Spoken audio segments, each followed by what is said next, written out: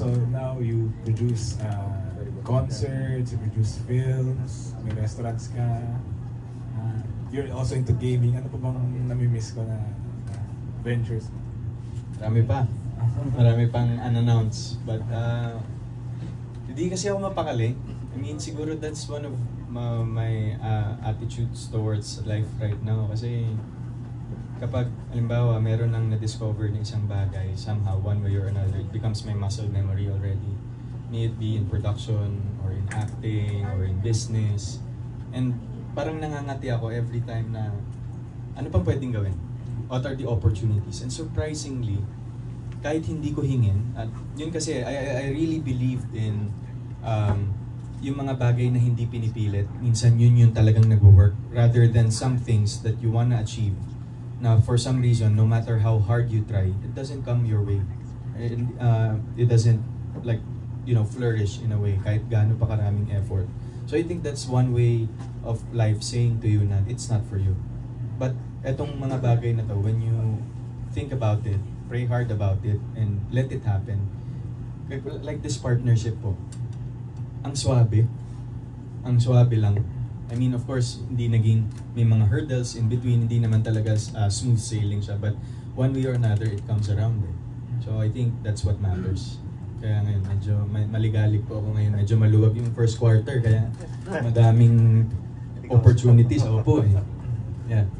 Pero what kind of empire do you want to build out kung sakali? Parang entertainment ba? Or kasi nga, nag-venture ka rin sa food, ano yung nakikita mo? Grabe naman yung empire. Interesting question. Pero I think, more than building an empire, of course, actually nabanggit ko rin yan with one of my mentors when we were talking na, and also at the stage of my life right now, of empire building. But it's not really about, being one or at par with the giants. Maybe one way or another that will come along the way, as long as I stay true to it and be dedicated to reaching that. Pero really, everyday lang talaga, gusto ko lang talagang tumulong sa nangangailangan. First, call me whatever you want. I mean, to everyone who's watching, I'm sure I'm gonna get some comments, bad comments about this, and good comments. But gusto ko lang talagang tumulong. Every single day. That's what wakes me up every day. Sinong pwede? Ano pang pwedeng maitulong? Kasi for some reason, I'm not saying it's a cycle, but pag yun yung top of mind ko, smooth sailing lahat sa baba. Everything goes smoothly. With work, with business, with everything. So I think I'm in the right path and I'm in the right mindset na every day I wake up, I just want to help someone or anyone who's in need. Pero wag naman po yung to the point na i-enable mo na tapos isuspoil mo na. Ibang tulong naman yun. But basically yun, it's always about goodwill and helping people around. Nasa lang. So is this you parang securing na parang the future after acting, or do you see yourself parang transitioning totally behind the scenes? Of course, yun nga po.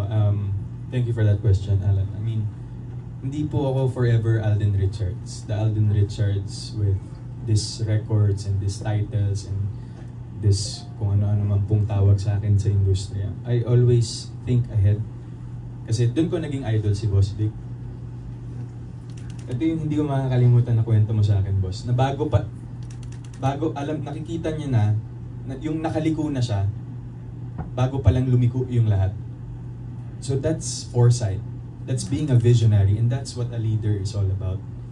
Diba? Parang may foresight ka eh. Parang hindi mo ina-avoid yung realities that's happening around you.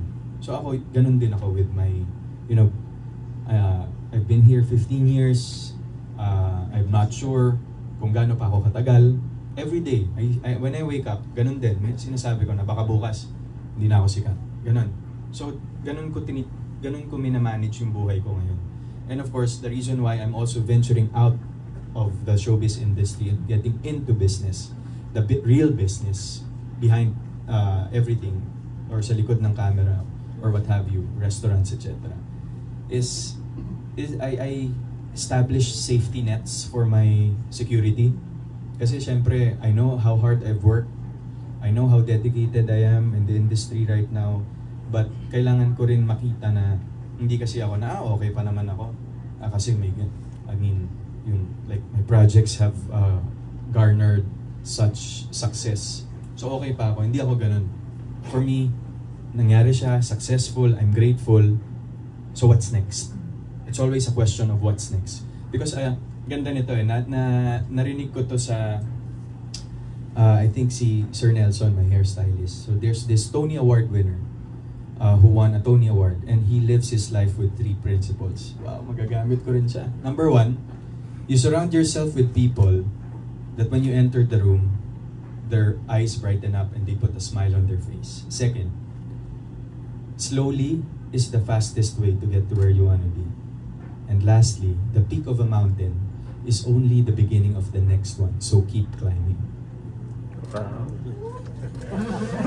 Taas? So, Hindi, ako taas yun, nga I mountain. mean, that's something to ponder on, and that's how I see my life right now. So with every achievements, what's next? That's the question. What's next? Alright, thank you. What a very wise hairstylist. Anong number ni Sir Nelson? Sir Nelson Cruz, shout out sa'yo. Cruz. Okay, let's hit